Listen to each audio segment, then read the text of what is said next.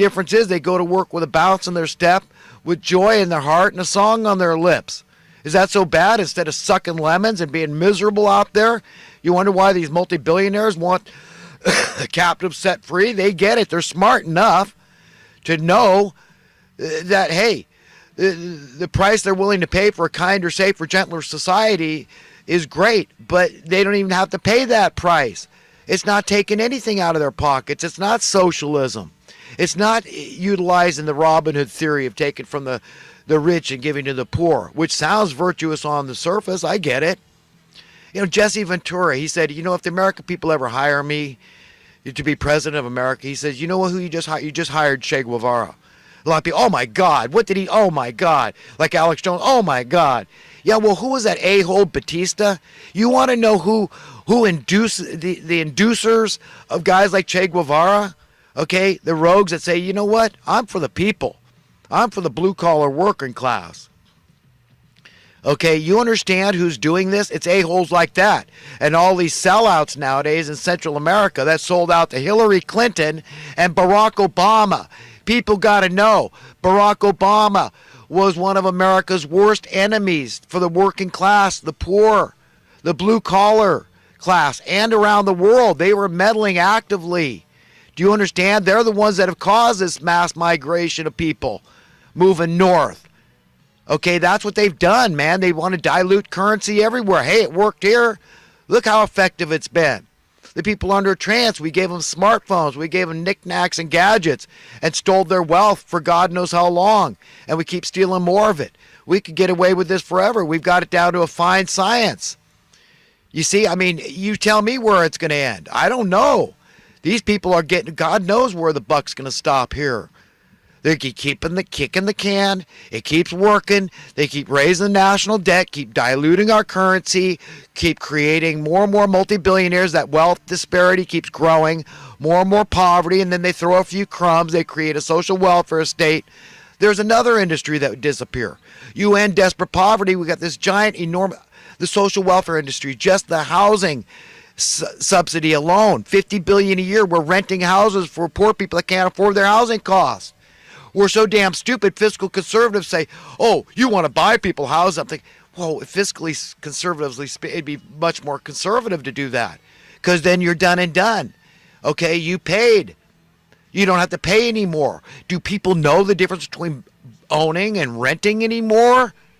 So take that $50 billion a year, all you governors in these 50 states, and at least siphon some of that off and stick it to buying people houses. Now, locally, we got people being hailed as heroes. They're building these tiny houses for people, and they're also grateful. I get it, man. Any port in a storm. Beggars can't be. I get it. That's fine. Charities are fine. But I went in, I talked to one of the ladies that running the Habitat for Humanity. Look, I'm appalled. I said, well, what if Trump came in and he just bought people houses? He solved this problem once and for all. Because that's why I voted for him, because he said he's ashamed of homelessness, which indicated to me that he wanted to end homelessness once and for all. Okay, and she said, oh, no, well, that's her job. Do you understand? A job goes away. You solve a problem. So people would rather people die out in the cold, even working at Habitat for Humanity, than solve the problem once and for all. They'd rather just to keep their job. Do you understand how sick and twisted this whole thing is? And it's just emblematic. I mean, I've only listed a few things here. Use your own imagination. What problems would disappear if you just ended desperate poverty? This is evil, man. There's no debating it. We're in it deep. We're in a lot of trouble, my friends. For God's sake, please step up to the plate. Become empowered. Take this stuff, anything I'm saying to you that you can convey to others in a more cogent, matter-of-fact way. I mean, use math. Use any method you can. Use the right spirit, the right tone of voice. Okay, because the idea is to be effective. We want change. We want to be happy. At the end of the day, I'm a selfish man. I want to be happy. And I know the only way out of this, since I'm utterly inextricably interconnected with my fellow human beings, I'm just another drop in that proverbial bucket of humanity, and we're all molecularly connected, psychically connected together. Okay, so if something hurts you, especially if it's unnecessary, it's going to hurt me. So my complaint isn't the organic problems we have. That's across the board. All that stuff. Okay, that's the natural disasters, extreme temperature changes, predation, insects that'll kill you. I mean, we know there's a lot of issues and problems. Gravity will kill you. Momentum will kill you. Diseases will kill you. Death will kill you, right? So that's not my complaint, because that's a whole other thing. That goes back to the fall of man, the original sin, the knowledge of good and evil, and all that crap, the subsequent curse that befell the earth. I'm talking about the artificial, invented, unnecessary human suffering is my complaint, and it ticks me off. The ignorance ticks me off. The confusion ticks me off. It makes me nuts, man, that people are willfully ignorant. They say, oh, it hurts my head. Ignorance is bliss. That's the philosophy I prescribe to. It's like, dude, don't you understand that you're going to answer someday for your beliefs or lack thereof? They've got to hold water. Do you ever spend any time at all thinking about where you might go from here? Are you trying to shape the world into a better place? Is the world going to be a better place or a worse place for your brief visit here? A visit that could be over at any moment. That's not being morbid. That's science. Okay, that's just the way it is. So we should all give a lot of thought about the kind of world we want. Okay, and invite God into that conversation in your heart and mind. When you pray, when you go inside yourself in your closet, you could be driving down the highway and let out a prayer. Remember, God's close to you. He loves you just as much as he loves anybody else. And he wants you to be enlightened. He wants you to be empowered. He wants you out of confusion. He wants you out of ignorance. He just wants friends. His yoke is easy. It's the simplest, best thing in the world. It's freeing, it's empowering, loving your enemies, blessing people, and getting the big picture and understanding the kingpins of corruption and carnage, the masterminds of misery and mayhem in our world. And don't blame people on a local level. Go for the juggernauts of evil. Okay, that's the money printing class and those top dog political class, those rubber stamping class, the corrupt class that bailed out the criminals in '08, even though 90% of the American people were against the bailout of '08. And then we have the gall to call this a democracy and to say we're going to go off to wars to fight for freedom that we've been losing, at least since the assassination of JFK. We had a coup by the evildoers. We have had neither America nor capitalism since JFK was murdered. These people, the last thing they want is true capitalism. He was showing them true. Here, let's have a competing currency. Who wins? You want to play games? Let's play games. Let's get crazy. That's what JFK's attitude was, and that's what Trump's attitude should be. Hey, shake it up, dude. You got to really shake it up, man, on a biblical level, on an unprecedentedly monumental level, man. That's what we need. Get rid of that federal. If they take your life, man, we're going to know who did it this time. Supplant their currency. Talk to the United States Treasury about it. Get the FBI involved. They'll protect you. And weed out any evildoers that might be assassins. Okay, because we all know there's those people that have a price. Well, no, I'm not going to assassinate the President of the United States for $10 million. $20 million, well, $1 billion. That's what I want. You see, so there's a price. So they can print as much money. They can give as much money, okay? You understand?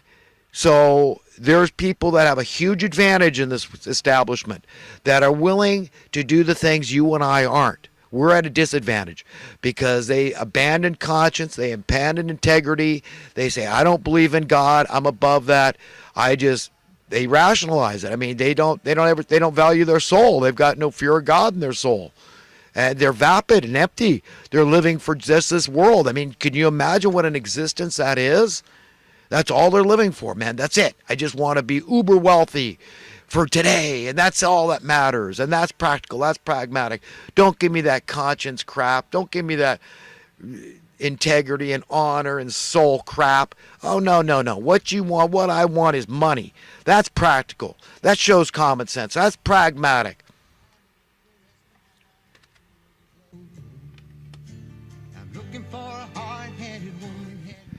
So to wrap up this pontification period where I'm conflating economic matters with spiritual matters, biblical matters, it's very important to understand that these matters God cares about these matters, economic matters.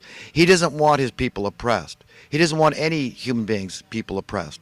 He loves us all. He wants us set free. That's a promise in Scripture that the captives must and will be set free someday at the very hand of God. So you can either be a friend of God and be a part of that, helping to set the captives free. at least through empowerment. They can be free in the soul. Physically, they're still on this ship of fools careening to destruction, but in their heart and mind, they can jump ship, okay, and get off, and God will allow you to do that. And Jesus said, make sure that the light within us is not darkness. He said that we can't serve two masters. He likened money to a false competing God that competes for our affections and our attention. And you see how that's so relevant and true today, that the love of money is the root of all evil. Okay, this is what we must be free of, these money masters of misery that keep on, through history, when oppression gets too acute, there's always a bloody revolution. But they've got it down to a fine science. They're walking that tightrope very successfully lately. They're getting away with an awful lot, but we're hitting a wall, man. And people are getting empowered. They're figuring it out. And we're going to have a critical mass pretty soon that's going to upset the apple cart. They're not going to tolerate this scene forever. But you've got to get it, man, that this is serious business, very, very serious business, this love of money, what it does, how it corrupts the hearts and minds of men, where they'll do anything. They'll abandon conscience, soul, they don't care. They want money, they want riches, worldly wealth, they want success, they want to be somebody in this world, they want fame and fortune, all that kind of crap. They want to drive in fancy cars and live in fancy houses and fly fancy planes and all this kind of crap. I don't know what they're into, but they're just sold out their soul. I mean, like Jesus, what would a man trade for a soul on Judgment Day? Which could be for you today if you don't have any more time. You got a little window of opportunity. It might be over today. I mean, grab it, man. Get the right values. Make sure they're in line with your owner, your creator, God Almighty. And thank God for having a brain. You're successful. Thank God. Say, you gave me a brain. Now I want to share it. Now I want to treat money the way Jesus said to treat it. He said, I mean, for God's sake, I mean, I could look at this a lot of different ways, but this metaphor, he said it's harder for a rich man to go to heaven for a camel to fit through the eye of a needle. Well, who in the hell wants to be rich? I want to go to heaven, man. So, I mean, could you imagine if every family were the most well-heeled financially person in that family across the world was saying, hey, this is a hot potato, man. I don't want to die with this crap. Yeah, inheritance, I'll give it right now. Let's see who wants it. You know, and then they find out, I mean, everybody in the family considers, well, you know what, I'm pretty content with my situation. And a lot of people simply don't want it. They say, oh, but look at tax and all that. I got to deal with that. I mean, you know, my dad once said that a man is free in proportion to the number of things he can afford to leave alone. And you ponder that. In a way, that's really true, that our possessions kind of possess us. And wealth, in terms of money, a lot of money is a big fat possession. You got to move it around. If you're in the stock market, oh my gosh, this stock's going down. I got to research this, and I got to talk to my stockbroker, and I got to get out of this market and get into this one, whatever, right? So it's a big stressful deal, managing money, right? Why they pay the money managers and the brokers and all that crap, right, to do this stuff. So a lot of people aren't going to want it. And people that are spiritually based, they say, no, I don't want it. It's a hot potato, man. You take it, right? Could you imagine how that would change our paradigm so dramatically, so simply? We could solve our problems. Could you imagine all that money that's sitting there and we realize, hey, let's put it to use. Let's get the potholes filled, for God's sake. I mean, it's ridiculous. You know, I'm willing to go out there and give my time away to the community, but I can't even get Home Depot to pay for the cost of the bags. I talked to a guy there. I said, talk to your boss. Here's my phone number. You know, can you donate bags of this pothole filler? I mean, no, they won't do it. Maybe I should talk to Lowe's and tell them, hey, Home Depot won't do it, but I'll give you a plug if, you know. I could probably somehow I can wrangle this thing, and maybe I could even go to Caltrans, you know, the highway department, and talk to them about getting some free pothole filler. They might do it.